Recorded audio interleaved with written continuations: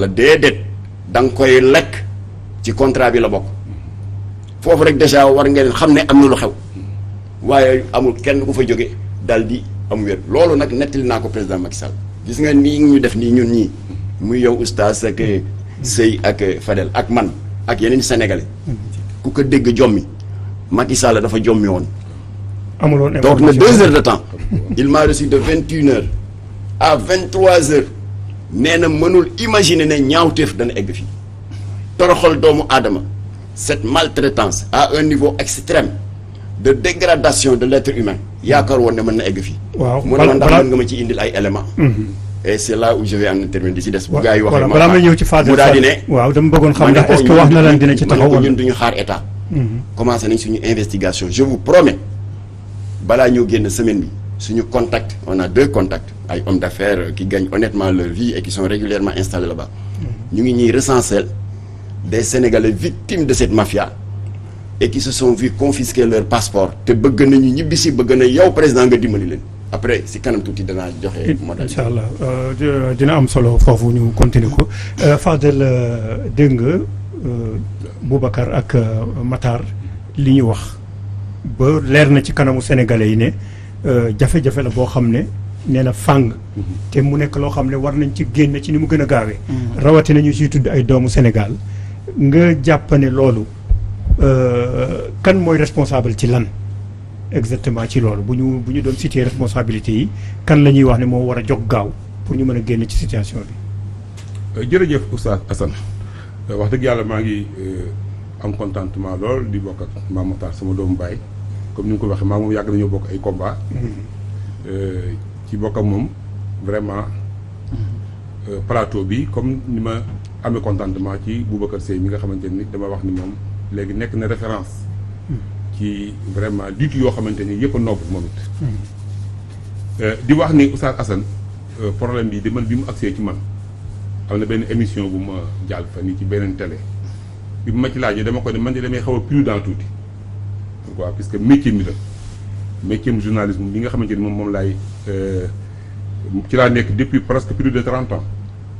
du ma permettre rek ma dégg tëll rek ni damm na il faut d'abord ma xam ba xam lii am ñaawtee fii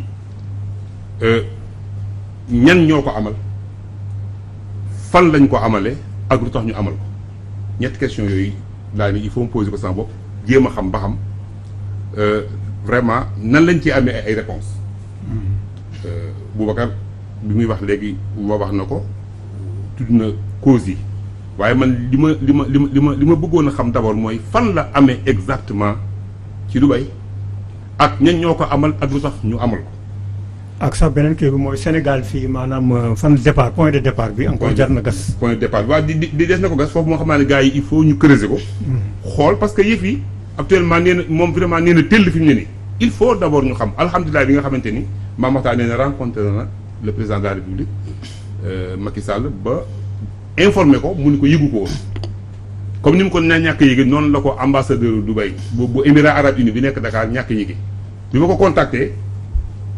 yëgu sax ni loolu am na. parce que nekkul lu officiel parce que. nekkul lu officiel. xañ na lu privé la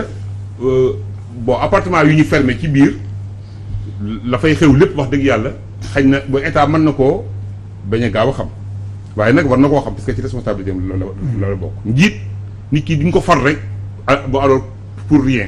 bu ñu la falee war ngaa jël ay matuwaay am nga armée am nga police am nga renseignement war ngaa fexe ba réew ma lu fay dox lu nekk nga xam ko ma ñëw nag ci Dubaï parce que dañ naan Dubaï fi ne dañ ko jàppe ni Dubaï am réew la Dubaï ab dëkk la ci ay dëkk yu booloo. melting pot la daal. ànd Émirats Arabes Unis 7 pays la yu ñu dajale maanaam gox bu ci nekk dafa am un gouverneur boo demee. Dubaï mooy capitalu commerce ba nekk gëb la goo xamante ni dafay nekk ci ay nationalité war nañu ma 200 nationalités indien yaa nga fa chinois yaa nga fa russe yaa nga fa nigérien maanaam boo demee Dubaï yéen ñi fay dem yëpp xam ngeen ko réew la moo xamante ni gëb la goo xamante ni doo xam kii puisque business ba foofu la nekk boo jógee Dubaï dem tuuti ci côté rek fu ñuy wax Sharjah moom li mu spécialisé woo mooy xam-xam li ñuy wax savoir foofu la nekk ka ko jiite nekk góor bu baax bu ñuy wax docteur Sultan Al Qasimi. mboolem conférence yu am solo mboolem. université yu am solo yooyu yëpp foofu la nekk ci chargé. boo demee ba ci kaw tuuti am na fu ñuy wax rasul xayma aussi dafa am un gouverneur foofa moom daanaka lépp luy loo xamante ni mooy logistique ak industrie foofu la nekk nga jóge fa ñëw Ajman moom lépp loo xamante ni mooy or ñaare foofa la capital bi nga xamante ni nag mooy capital diplomatie ak politique mooy Abu Dhabi foofa Al Nahyan ñoo fa nekk Dubaï Al Maktoum moo fa nekk Sharjah Al Qasimi ñoo fa nekk boo demee rasul xayma Aziab yi ñoo fa nekk am na fu ñuy wax Fujairah am na Khowein maanaam 7 pays la daal yoo xamante ni ñoo dajaloo. mu nekk réew moo xamante ni aussi vraiment réew mu ñàkkul sécurité la réew mu am sécurité la parce que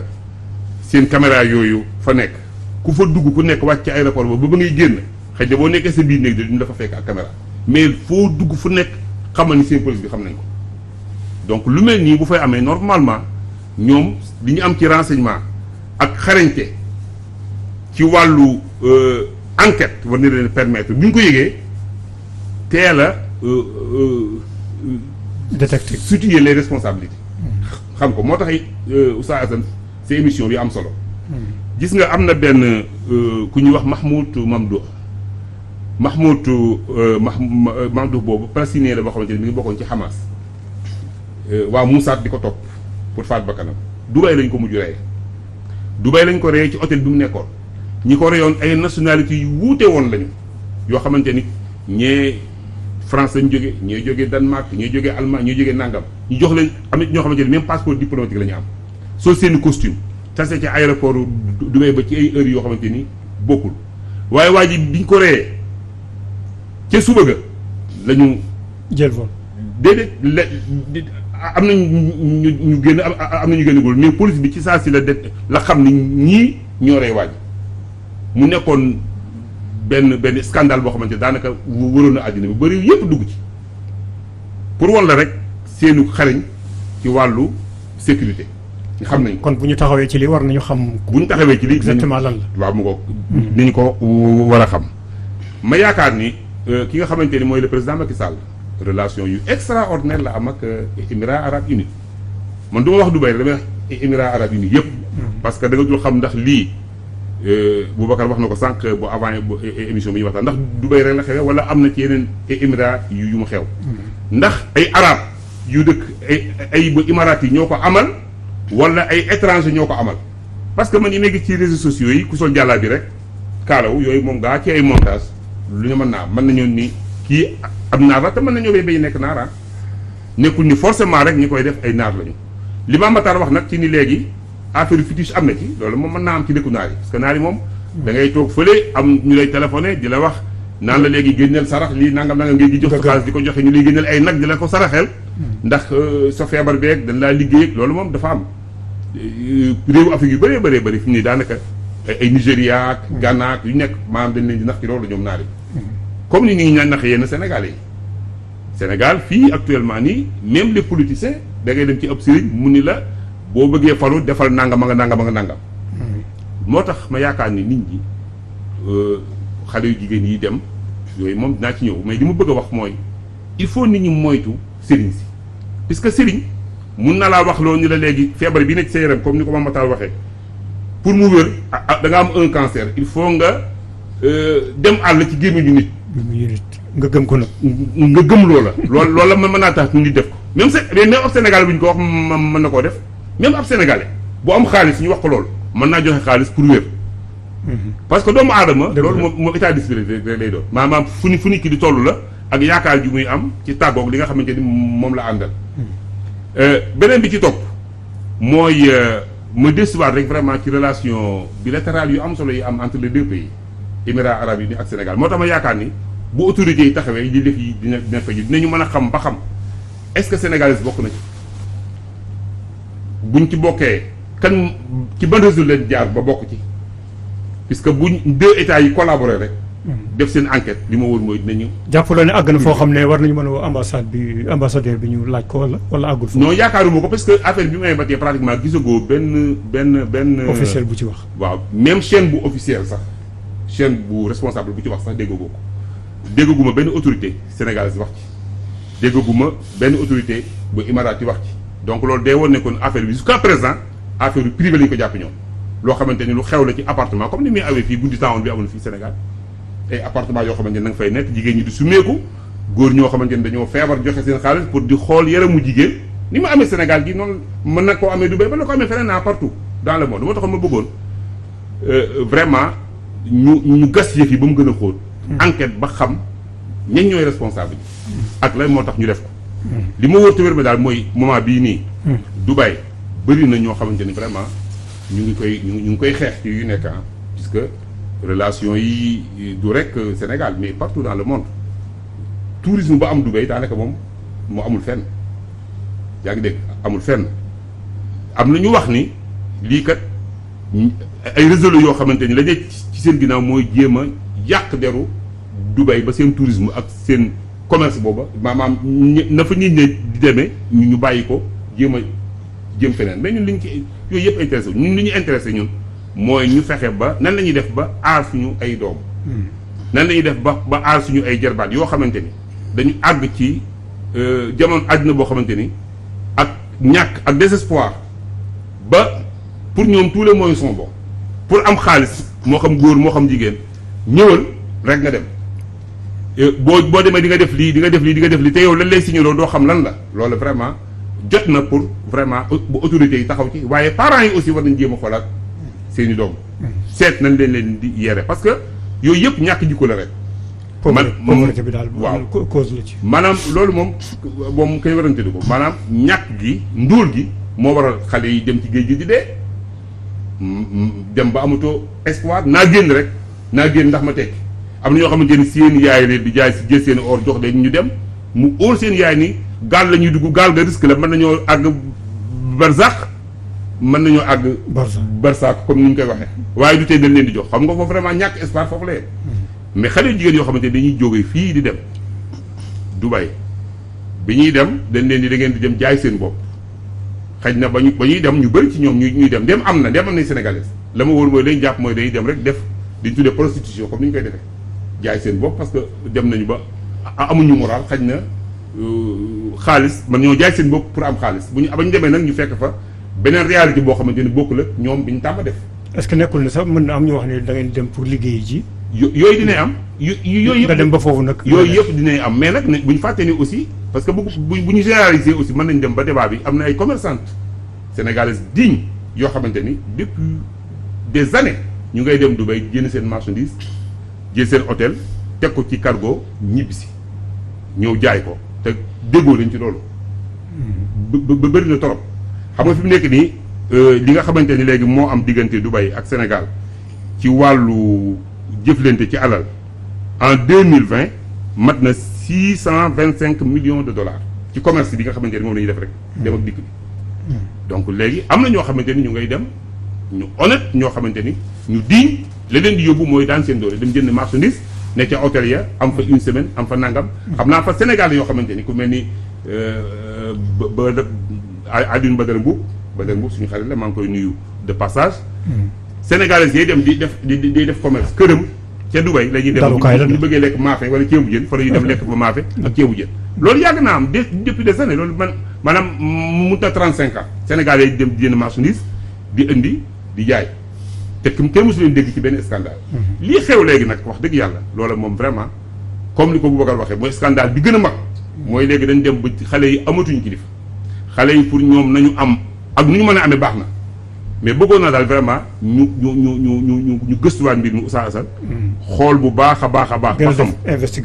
investigation ba xam réellement yëf yi nu mu demee fan la amee ñu ko amal ak lay moo tax ñu amal ko te loolu yaakaar naa ne bu ci ñaari réew yi jógee deux côtés vraiment liñ ci bëgg ni ko mën a am. jërëjëf oustaz Fadel am na solo woote nga ñu def ci ndànk def prudence wax nga itam ne diggante bi jëflante bi am na ci yu bare yoo xam ne yu positif la li négatif bi nag mooy li ñuul ci soow bi ñu war ko ci génnee Boubacar loolu Fadel wax daf may posé benn question bu xaw a gën a yaatu te mooy est-ce que jotul ñu seet yan voie ak moyen la ñu war a mën a jëfandikoo pour seet doomu sénégalais bu ñuy dem ci biti seen condition wu dem yi ak seen façon wu demee nii ak la ñu fay def est-ce que faille bi d'abord déparé wul foofu ci problème immigration boobu. waaw effectivement oustaz xam nga balaa may tontu dama bëgg Cheikh Mohamed Fadel man damay partager vos inquiétudes la prudence mais damay féliciter Mame Matar ci liggéey bi mu def parce que tey c'est vrai wax nga ni Dubaï fenêtre économique la pour l'Afrique effectivement am na ay sénégalais yoo xam ni foofu la ñuy defee seeni activité loolu lépp d'accord nañ ci mais xam nga mbir mi dootul Sénégal Imam wax na ko léegi tey ça touche tout le continent africain et pour preuve wax na ko am na une ougandaise bu ci xaru keroog àddina bi yëpp gis ko man démb def naa ci ay recherche yu bëri et ça coïncide avec li Mame Makhtar wax. te bu dee ci niveau Afrique sax ñun dañ ci am part de responsabilité ndax ñu yore Union africaine. voilà moo tax may rafetlu jéego yi mu ci def. dem seeti le président de la République pour que rapidement nous diligenter am na amul. doute am na mais il faut une information il faut une enquête pour déterminer les circonstances et traquer ces responsables parce que Dubaï parti réseau la ce n'est pas dans tout Dubaï c'est-à-dire que dans tous les Émirats arabes unis comme ni nga ko waxee nga xam ni 7 kii la donc c'est des gens bien réseautés des gens qui ñuy dem di à travers gisoo profil ñi ñuy jël à travers les réseaux sociaux am ay contacts ay nit ñu am doole ci dëkk bi pour indil leen seeni client maintenant client bi lu ñu ko soxlaa wax na ko léegi xërëm a ngi ci scatophilie am na ci lépp a ngi ci j'ai découvert effectivement ces pratiques là au-delà de la zoophilie yeneen nag yeneen mais scatophilie comme ni mu ko waxee yoo xam ne ay ginnaaw àll ngay fowee wala di ko donc tey dañu toll foo xam ni mooy c'est un avilissement de l'être humain c'est-à-dire que toroxal doomu aadama plaisir la ci ñeneen ñi la. non c'est-à-dire que tey fii dañu atteindre benn sommet boo xam ni nit mënu ko woon xalaat ba mu jur lii donc il faut impérativement tirer cette affaire au clair c'est-à-dire que man nekkuma fi sax di lam-laamee am na wala amul cheikh bi lii am na parce que tey ay doomu aadama rawatina ay jigéen ñu ngi lay toroxal au-delà de l'exploitation comment on appelle sexuelle y a pratique yi mu wax di yëpp moo tax il faut que mu leer li koy indi nag une enquête très sérieuse une enquête que le Sénégal va coordonner avec toute l'Afrique avec ces états-là pour que ñu leeral lii xam nga que l'affaire soit privée ou pas mais foofu la xewee foofu la xewee et effectivement ce genre de pratique mënul nekk lu du privé on ne peut pas officialiser de telles pratiques kon tey une information judiciaire une enquête très sérieuse africains yi jóg pour lii dak parce que nag ay doomu Afrique lañ ko def bu ñu xalaat ni xeex bi keneen moo leen koy defal lu dul comme moom ni mu ko yenoon nii jóg parce que c'est la dignité humaine aujourd'hui qui se trouve bafouée rawatina ay jigéen kon loolu lii laa bëggoon balaa may répondre ces questions maintenant sur le problématique tukki moo ñëwaat tey xam nga Sénégal damay wax ni malheureusement soo ko waxee duñ la déglu le Sénégal n'a jamais eu de politique migratoire parce que migration dafa transversale migration dafay dévoiler aussi tey des aspects aux conséquences incalculables ci situation yu nekk en situation si société bi nekk ñun en situation de vulnérabilité chronique. am nañu fi sénégalais de l'extérieur am nañu. waaw sénégalais de l'extérieur. étranger mais migration moo transversale. migration dafa global tey moo nekk un élément essentiel de la géopolitique mondiale migration laal na feebar pandémie moo tax gisoo da ngay gis ñu liggéey ci la thématique migration et pandémie migration laal na enseignement migration laal na commerce migration laal na sécurité migration laal na lépp moo tax dañu waroon le Sénégal gisoo Sénégal sax day dugg dans une nouvelle ère. Il y a un dumping migratoire avec les hydrocarbures donc il faut légiférer les enjeux seront sécuritaires il y a yeneen ak yeneen dafa rëy ba nga xam ni dañu demoon même dans la perspective de solution bay wax ni il faudra une agence autonome chargée des migrations parce que chargée des migrations internationales parce que tey Sénégal de l'extérieur c'est kan mooy kan mooy Sénégal de l'extérieur jëlul en charge la migration dans sa diversité sa complexité et sa transversalité tey migration nekk une pathologie mooy li indi li tey lan moo indi tey nous sommes fii la ñu tollu tey ba nga xam ni ndax Alice Oustaz a dit quelque chose de très important un ministre qui on ne sème pas le doute mais c'est-à-dire que dafay soulever un débat un ministre qui buy fayeeku 3,5 millions une personne boo xam ni dina jóg Dubaï mu def ko plusieurs fois ci dans le monde kooku fu muy jooy xaalis boobu xam nga nous avons des failles même dans notre système fiscal gis nga dans les pays européens là pour éviter loolu chaque 3 mois da ngay def une déclaration li ngay dugal foo ko jëlee ça nous permettra de contrôler parce que y a pas un système de contrôle les pays africains faille bi am waroon na am une convergence fiscale une architecture de paix et de sécurité une harmonisation de toutes ces positions là pour yu mel ni bañ a am parce que ni ko bu doon feebar tey ñu wax ni léegi mu nekk pandémie